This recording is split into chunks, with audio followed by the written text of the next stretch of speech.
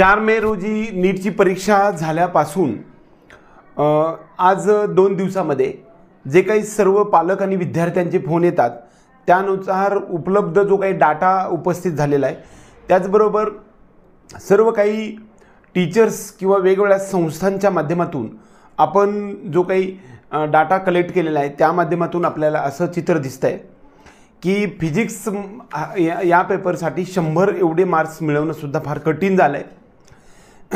Chemistry या विषयासाठी सुद्धा अगदी 160 सुद्धा मार्क मिळवणं फार कठीण आहे। त्याचबरोबर बायोलॉजीमध्ये सुद्धा अगदी 340 सुद्धा मार्क्स मिळवणं फार कठीण आहे।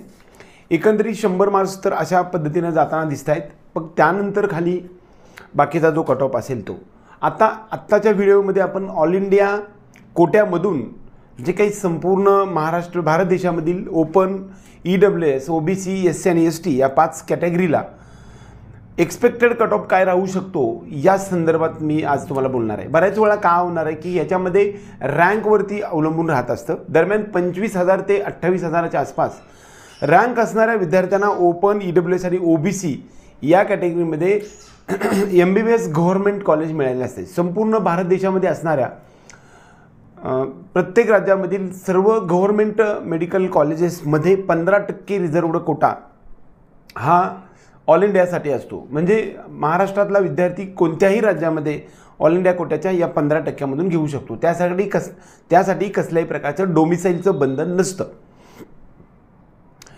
या ऑल इंडिया कोट्याचा जो कट ऑफ आहे तो यावर्षी मात्र 652 एवढा राहिलेला आहे।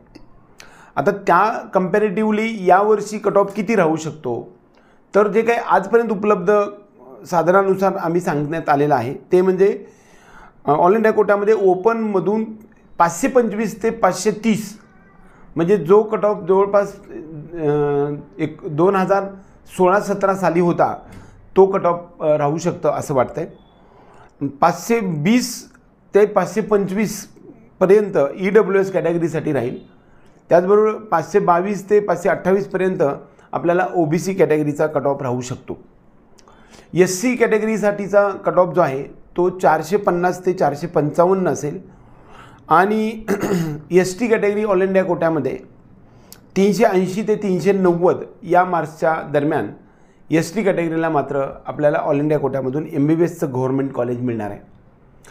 सर्व महाराष्ट्रातील राज्यातील विद्यार्थी आणि पालकांना या व्हिडिओच्याद्वारे मी सूचित करण्यात आले की जवळपास 120 पेक्षा जास्त मार्कांनी कट ऑफ कमी येणार आहे। कारण गेल्या वर्षी आपल्याकडे 600 पेक्षा जास्त मार्क्स मिळवणाऱ्या विद्यार्थ्यांची संख्या 300 पेक्षा जास्त होते की तसे पाहायला गेलं तर 2023 मात्र अगदी 600 पेक्षा जास्त असणाऱ्या विद्यार्थ्यांची संख्या एक 5च्या आत होती। म्हणजे 2024च्या तुलनेमध्ये आत्ता मी जोपर्यंत 2 दिवसामध्ये विद्यार्थ्यांना फोन करत आहे त्यामध्ये 600च्या वरती मार्क्स मला पडणार आहेत असा विद्यार्थी आजपर्यंत एकही भेटला नाही।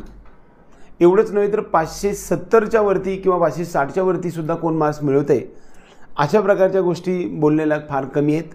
जवळपास 2000पेक्षा जास्त फोन आपल्याकडे आलेले आहेत। त्या डाटानुसार पाहिलं तर हा जो ऑल इंडिया कोट्याचा गव्हर्नमेंट MBBSचा कट ऑफ आम्ही सांगण्याचा प्रयत्न केला आहे। आपण पुढच्या व्हिडिओमध्ये महाराष्ट्र राज्यामधील स्टेट कोट्यामध्ये MBBSचा गव्हर्नमेंट आणि प्रायव्हेट किंवा सेमी गव्हर्नमेंट मेडिकल कॉलेजेसमधला कॅटेगरी वाईज कट ऑफ किती असू शकेल या संदर्भात चर्चा करू। तोपर्यंत आपल्या सर्व विद्यार्थी आणि पालकांना आपल्या ह्या चॅनलला सबस्क्राईब करायला विसरू नका। आपण ऑथेंटिक माहिती तुमच्या डोअर स्टेपपर्यंत अगदी फास्टेस्ट देण्याचा प्रयत्न करतो। त्याचबरोबर जे काही अगदी महाराष्ट्राच्या कानाकोपऱ्यामध्ये असणाऱ्या लोकांना जे माहिती अभावी काही अडचणी येऊ नये यासाठी आम्ही गोष्टी देण्याचा या माध्यमातून प्रयत्न करतो।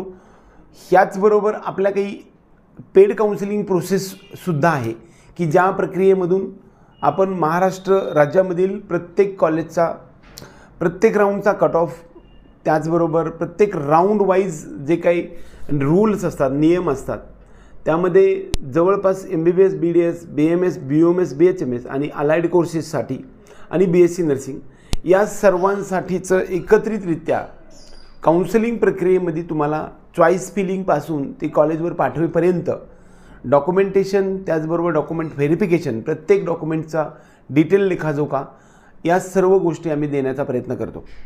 जवळपास आजपर्यंत 4,200पेक्षा जास्त विद्यार्थी वेगवेगळ्या कॉलेजेसमध्ये ॲडमिशन्स कंप्लीट झालेले आहे. आता यावर्षी मात्र आपला पेड काउन्सिलिंग प्रोग्राम सुरू झालेला आहे. यामध्ये आपण एक सोन्याची मोहर याच्यामध्ये रोवलेली आहे. ते म्हणजे महाराष्ट्र भारत देशाबरोबरच मॅनेजमेंट कोट्यामधून किंवा NRI कोट्यामधून डीम्ड कॉलेजेसमध्ये संपूर्ण महाराष्ट्र राज्यातील आणि भारत देशातील, त्याचबरोबर इन्स्टिट्यूशन कोट्यामधून सुद्धा आपण ॲडमिशन करून देण्याचा यावर्षी संकल्प केला आहे. त्याचबरोबर PGच्या विद्यार्थ्यांनासुद्धा आपण मॅनेजमेंटचं ॲडमिशन करून देतो.